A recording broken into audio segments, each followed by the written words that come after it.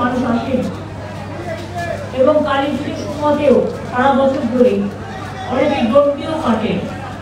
তো আমি অনেকদিন ধরেই জানতাম, কিন্তু আমার কালী পুজো যেহেতু বাড়িতে হয় তাই সেই সময়টা আমি আসতে না পারলেও আমাকে অনেকদিন ধরেই আমি সবসময় বলি দেবদেবতারা যখন ডাকে তখন আমি যাই হয়ে যায়। তো আমি ইলেকশনে আসতে পারিনি, আমি বাই ইলেকশন জেনারেলি করি না। আমি এখানকার মানুষকে কৃতজ্ঞতা জানাচ্ছি, নৈহাটি সহ সারা বাংলার আমাটি মানুষকে। সাথে সাথে আমি বড়বার এখানে আসতাম, আমি অপেক্ষা করছিলাম, কারণ ইলেকশনের মধ্যে আসলে আমাকে ইলেকশন মিটিং করতে হতো, তাই মাঝে মাঝে একটু ফাঁকি দিতে হয়, তাই একটু ফাঁকি দিয়ে অন্য কাজ করছিলাম। এই জন্য আজকে আমার আসার সুযোগ হলো। আজকে মঙ্গলবারও আছে, শনি মঙ্গলবারটা মায়ের দিন, এবং এরপর ফিরে গিয়ে আমার মিটিং আছে, ওর পেয়েছি আমাকে ঢুকতে হবে মিটিংয়ে। আমি আপনাদের যেভাবে আপনারা স্বাগত জানিয়েছেন, স্বাগত জানিয়েছেন, এবং মন্দির কর্তৃপক্ষ, মন্দিরের ট্রাস্ট, মন্দিরের পুরোহিতরা সকলে, সব চেয়ারম্যান, ব্যারাকপুর মিউনিসিপ্যালিটি, সমস্ত এমএলএরা এবং সব ইম্পর্টেন্ট সকলে পার্সোনালিটিরা এখানে উপস্থিত ছিলেন। আমি তাদের কাছে খুবই কৃতজ্ঞ। দু তিনটে কাজ অলরেডি, রাস্তাঘাট আপনারা দেখেছেন খুব চওড়া হয়ে গেছে। ফলে আগে আমি যখন এসেছিলাম তখন আমাকে অনেক সরু সরু জায়গা দিয়ে আসতে হয়েছিল। এই যে আপনাদের মোড়ে যে পার্টি অফিসগুলো, তখন 5 বছর আগে একটা গন্ডগোল হয়েছিল বিরাট, মনে আছে? সন্ত্রাস হয়েছিল। নৈহাটির মানুষের ওপরেও খুব অত্যাচার হয়েছিল, অনেকে ঘর ছাড়াও ছিলেন। তখন আমি ব্যারাকপুর ভাটপাড়া দিয়ে নৈহাটিতে এসেছিলাম, আমি মিটিংও একটা করেছিলাম মনে আছে মোড়ে। আর ওখানে নৈহাটি কাঁচরাপাড়ার ওই কাঠগড় মন্দিরের সামনে আমি দেখলাম সব দখল, সব রং করা হয়ে গেছে রাতারাতি। তখন ঘর থেকে একটা লোকও বেরোচ্ছিল না। আমি দেখলাম একটা জায়গায় একটু মোবিলের মতো কিছু পড়ে আছে, আর কাউকে বললাম একটু রং কিনে আন।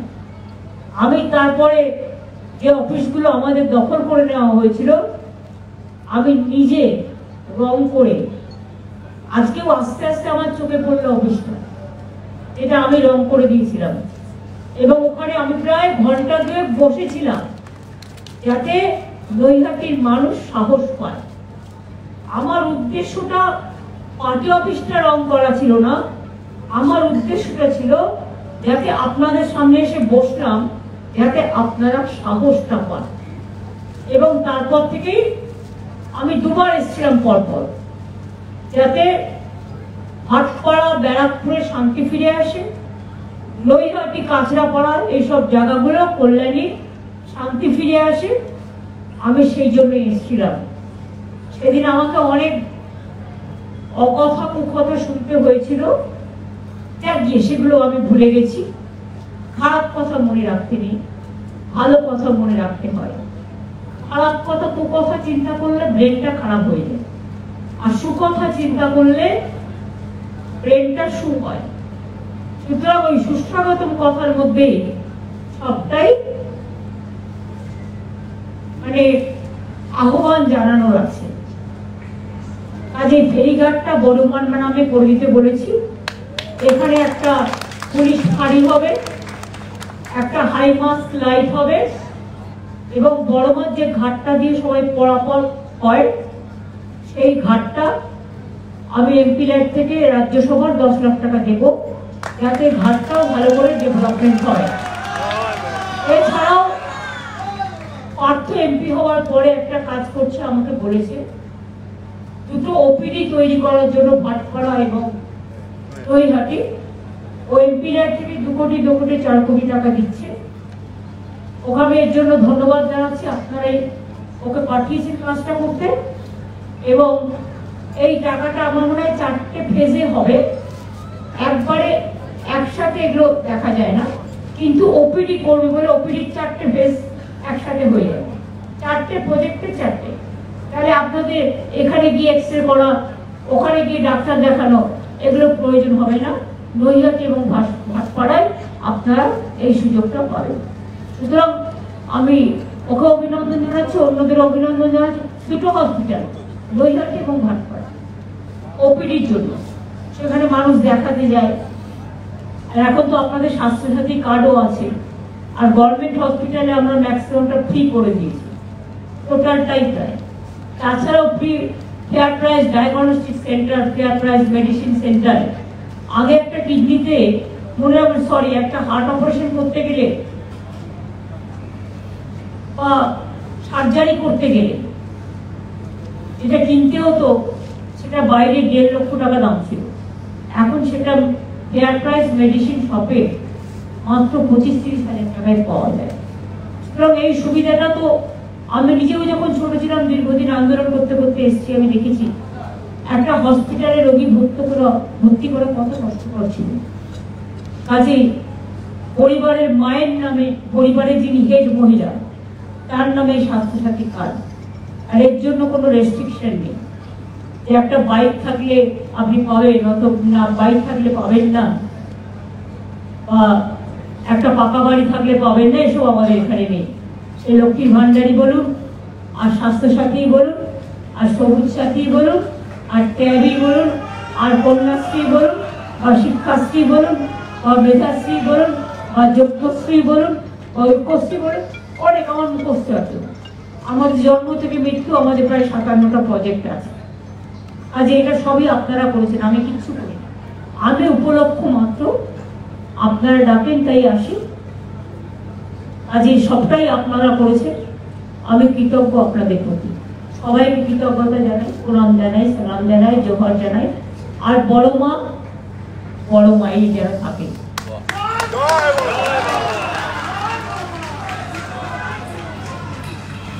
বড় মাকে আপনাদের সবার হয়ে আমি তো পুজো দিয়ে এসেছি, আপনাদের সকলের হয়তো প্রণাম জানানো হয়নি, নিশ্চয়ই জানিয়েছি। কি করে বলুন তো? আমি দেখি যেখানেই পুজো দিতে যাই, আমায় জিজ্ঞেস করে আপনার গোত্র কি নামে, কি গোত্রে পুজো দেবেন। আমি বলি আমার গোত্র একটাই, মামাটি মানুষ। আমি মামাটি মানুষের নামে পুজোটা দিয়ে গেলাম। এবং মাকে বলি কালী কালী মহাকালী, কালীকে কালো রাত্রিকে কেউ বড় মন্ত্রণে বলে, এক এক রকম বলে। ধর্মাত্ম মুখ্যদে দেবী নারায়ণী নমস্তুতে, সৃষ্টি স্থিতি বিনাশনম শক্তি ভূতে সনাতনী গুণশ্রয়ী গুণময়ী নারায়ণী নমস্তুতে, শরণাগত দিনার্থ পরিত্রাণ পরায়ণে সর্বশক্তি হরে দেবী নারায়ণী নমস্তুতে। আমি দেখলাম এখানে একটা শিবের, মহাদেবের ছবি আছে এবং শিবের মূর্তিও আছে। তাই বলি ওম মহাদেবং মহাকালং মহাযোগী মহেশ্বরম মহা পাপহরং দেবং মকরায় নমো নমঃ। আর দেখলাম একটা রাধা কৃষ্ণ আছে। হে কৃষ্ণ করুণা সিন্ধু দীন বন্ধু জগৎপতে গোপেশ রাধাকান্ত, গোপেশ গোপেকান্ত রাধাকান্ত নমস্তে। জয় বড় মা নমস্তে।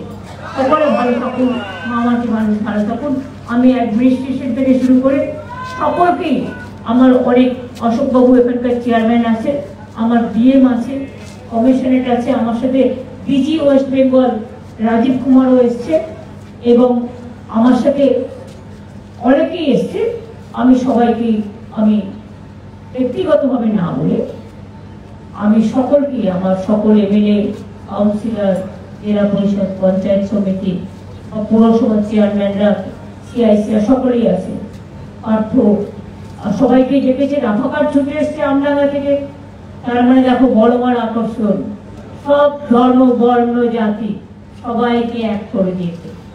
আজকে সংবিধান দিবস, মনে রাখবেন 75 বছর কমপ্লিট হচ্ছে। এটাই ভারতবর্ষের সংবিধান। We are together, we are united and we are secular. আর একটা বলতে হবে, unity in diversity is our origin. এটা কোথাও পাবে না, এমন দেশটি কোথাও খুঁজে পাবে না তো তুমি। সকল দেশের রানী, এই যে আমার জন্মভূমি। আজকে সকলকে প্রণাম জানিয়ে আজকের দিনে, বিশেষ করে সংবিধান প্রণয়িতাদের।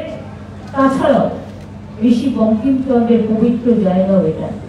মনে রাখবেন, দুটো জিনিস রবীন্দ্রনাথ ঠাকুরের জাতীয় সঙ্গীত জনগণ মন অধি, কবিগুরু রবীন্দ্রনাথ ঠাকুরের করা, এটা দেশের জাতীয় সঙ্গীত।